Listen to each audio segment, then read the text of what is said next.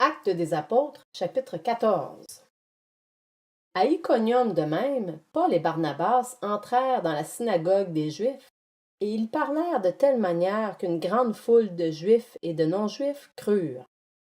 Mais les Juifs, restés incrédules, excitèrent l'esprit des non-Juifs et provoquèrent leur hostilité contre les frères. Paul et Barnabas restèrent donc assez longtemps à Iconium. Ils parlaient avec assurance, appuyés sur le Seigneur, qui rendait témoignage à la parole de sa grâce, en permettant qu'il se fasse par leur intermédiaire des signes miraculeux et des prodiges. La population de la ville se divisa. Les uns étaient du côté des Juifs, les autres du côté des apôtres. Alors que les non-Juifs et les Juifs, avec leurs chefs, se préparaient à les maltraiter et à les lapider, Paul et Barnabas, avertis de la situation, se réfugièrent dans les villes de la Lycaonie, à Lystre, à Derbe et dans les environs. Là aussi, ils annoncèrent la bonne nouvelle. À Lystre, un homme impotent des pieds se tenait assis. Il était infirme de naissance et n'avait jamais marché. Il écoutait Paul parler. Celui-ci fixa les regards sur lui, et voyant qu'il avait la foi pour être sauvé, il lui dit d'une voix forte, « Lève-toi droit sur tes pieds !» Il se leva d'un bond et se mit à marcher. À la vue de ce que Paul avait fait, la foule se mit à dire tout haut en lycaonien, « Les dieux sont descendus vers nous sous une forme humaine !» Ils appelaient Barnabas Zeus et Paul Hermès, parce que c'était lui qui prenait la parole. Le prêtre de Zeus, dont le temple était à l'entrée de la ville, amena des taureaux avec des guirlandes vers les portes. Il voulait, de même que la foule, offrir un sacrifice. Quand ils apprirent cela, les apôtres Barnabas et Paul déchirèrent leurs vêtements et se précipitèrent vers la foule en s'écriant « Pourquoi faites-vous cela?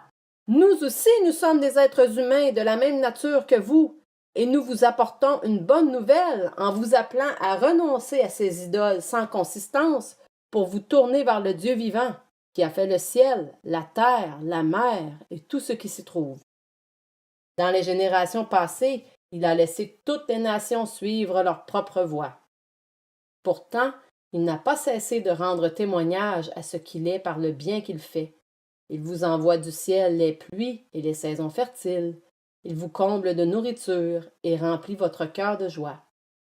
C'est à peine s'ils purent, par ces paroles, empêcher la foule de leur offrir un sacrifice.